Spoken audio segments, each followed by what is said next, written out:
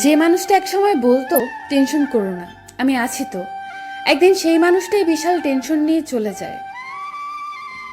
কাউকে অতিরিক্ত ভালোবাসা অনেক বড় অপরাধ, আর এর শাস্তি হলো শুধু কষ্ট আর অবহেলা। আমি একজনকে চাই যে রাগ করলে রাগ ভাঙাবে, ভুল করলে বকা দিবে, কথা না শুনলে শাসন করবে, আর আমাকে খুব ভালোবাসবে।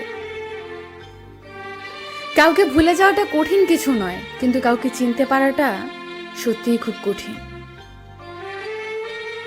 অতিরিক্ত অহংকারীদের শাস্তি কম, কষ্ট বেশি।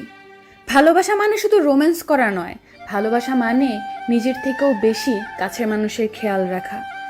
যে সম্পর্ক অন্যের কথায় নষ্ট হয়ে যায় তা কখনোই সম্পর্ক ছিল না, সেটা প্রেম হোক আর বন্ধুত্ব। যে কোনো সম্পর্কের মূল ভিত্তি হলো বিশ্বাস।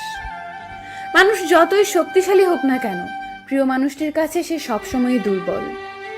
ভালোবাসলেই ভালোবাসা পাবে এটা ভাবা ভুল, কারণ দুনিয়াটা এখন স্বার্থপর, শুধু নিতেই জানে, দিতে জানে না।